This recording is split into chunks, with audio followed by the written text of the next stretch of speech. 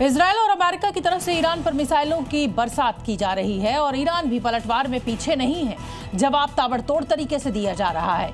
जुबानी जंग भी चरम पर है। अमेरिका ने ईरान को नेस्तनाबूद करने की चेतावनी दी है, तो वहीं IRGC कमांडर ने अब ऐलान कर दिया है कि अमेरिका से वो 10 सालों तक युद्ध लड़ने के लिए तैयार है। हमारी रिपोर्ट आप देखिए।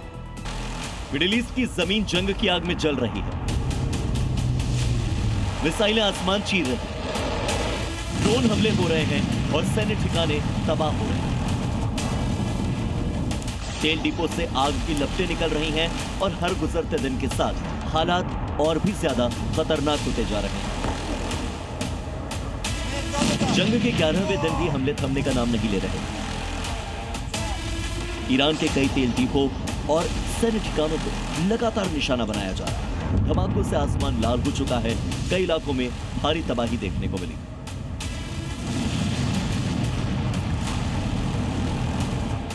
दूसरी तरफ ईरान भी पीछे हटने को तैयार नहीं। ईरानी सेना लगातार जवाबी हमले कर रही है। अमेरिकी एयरबेस को निशाना बना रही है। इजराइल के सैन्य ठिकानों पर मिसाइलें दागी जा रही हैं। ईरान ने इजराइल और अमेरिका को दो टूक कहा है कि अगर उस पर हमला जारी रहा तो जवाब और ज्यादा खतरनाक होगा। तनाव के बीच ईरान की ओर से बड़ी चेतावनी दी गई। ईरान के सैन्य अधिकारियों का कहना है कि ईरानी सेना अमेरिका से 10 साल तक जंग लड़ने के लिए तैयार है। यानी साफ है कि तेहरान पीछे हटने के मूड में नहीं। उधर अमेरिका की तरफ से भी सख्त बयान सामने आया। ट्रंप ने कहा कि ईरान को पूरी तरह से तबाह कर दिया गया है, लेकिन ईरान ने अब गुस्ताखी की तो अंजाम बहुत बुरा होगा। ट्रंप के बयान से साफ है कि ईरान के खिलाफ अमेरिका रुकने वाला नहीं। ट्रंप ने ईरान पर बड़े हमले की धमकी दी है। अगर ईरान ने हॉर्मुज़ स्ट्रेट में तेल की सप्लाई रोकने की कोशिश की तो अमेरिका उस पर 20 गुना ज्यादा ताकत से हमला करेगा।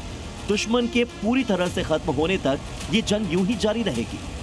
यानी जंग और ज्यादा घातक होने वाली है, क्योंकि कोई भी मानने को तैयार नहीं है। यही नहीं, डोनाल्ड ट्रंप ने कहा कि अमेरिकी सेना ने ईरान के करीब 80% मिसाइल लॉन्चर्स और ठिकानों को तबाह कर दिया है और अब ईरान के पास बहुत ही कम लॉन्चर बचे हैं।